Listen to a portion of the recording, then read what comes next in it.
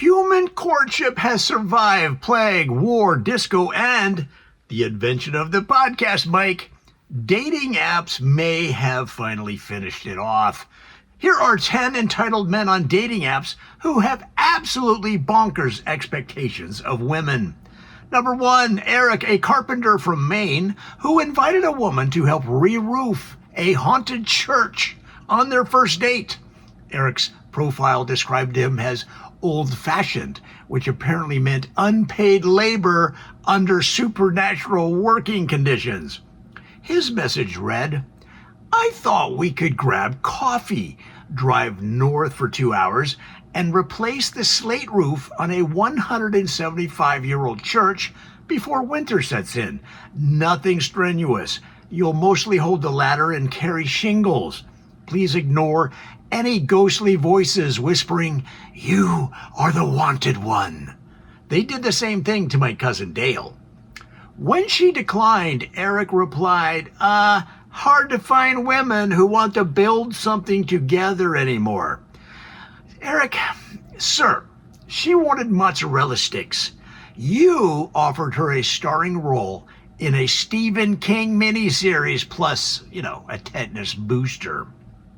Number 2, Blaine, a magician in Des Moines, you heard that right, who proposed an elaborate Denny's scam as a first date. Blaine opened with, "Hey, you want to hear a fun date idea?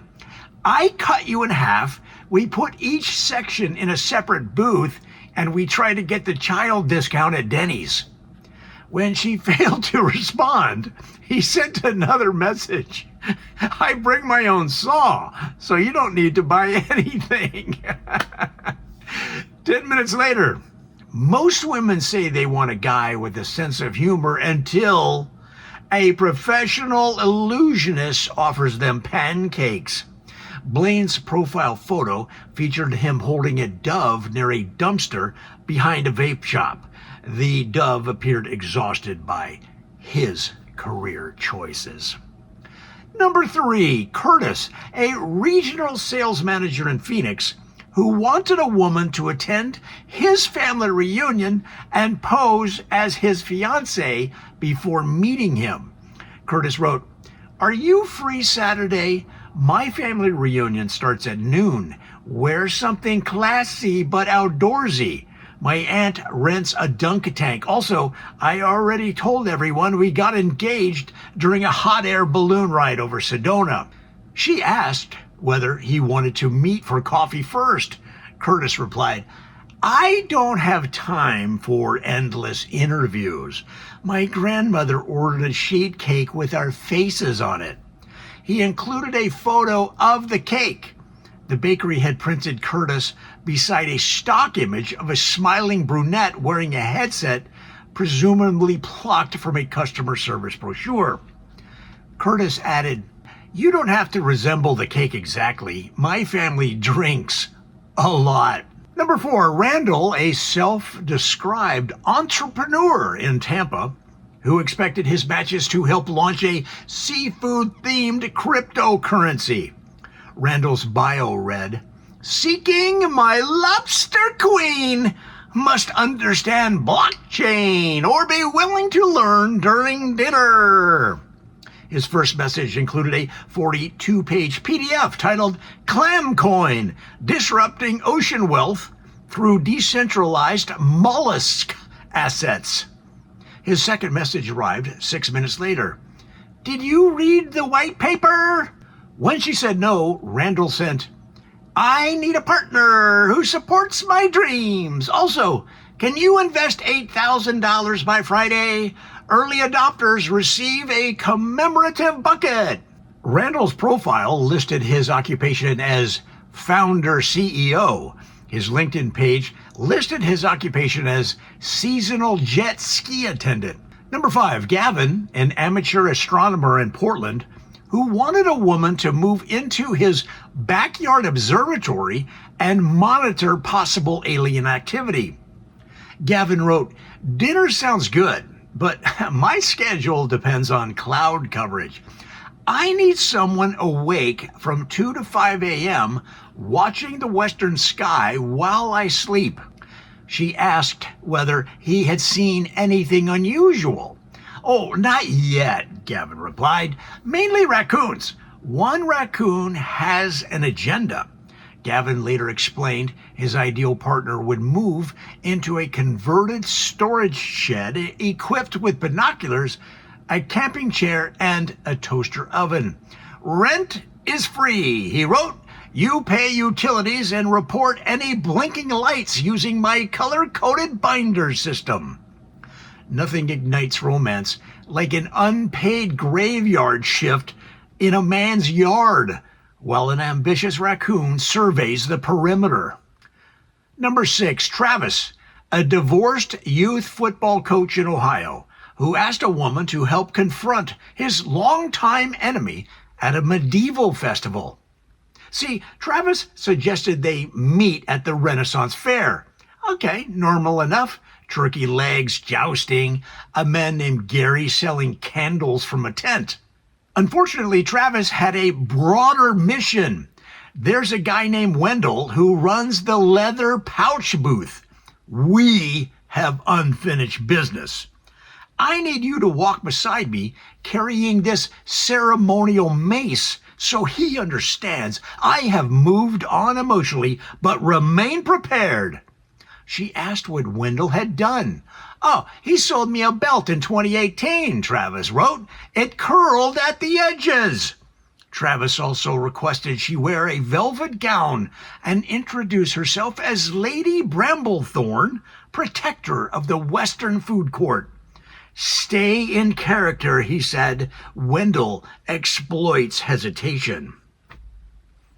Number 7, Douglas, a dentist in Atlanta who wanted a woman to join his barbershop quartet despite her repeated insistence she could not sing. Douglas wrote back, "You have a trustworthy face. Do you sing tenor?" She replied, "No." "Alto?" Still no." "Can you hum while maintaining eye contact with a crowd?" Douglas explained his quartet recently lost a member during a heated dispute over Sweet Adeline and required an emergency replacement for a dental convention aboard a riverboat. "Costume provided," he wrote. "You'll wear a striped vest and carry a tiny parasol. Dinner is included unless the boat captain invokes maritime law." She unmatched him, of course. Douglas created a new account under the name Captain Harmony and sent her, "I respect your decision. Rehearsal starts Thursday."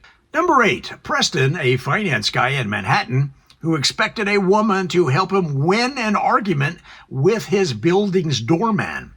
Preston's opening message to her read, "I need a second opinion. My doorman claims a horse cannot legally ride in an elevator. You seem level-headed."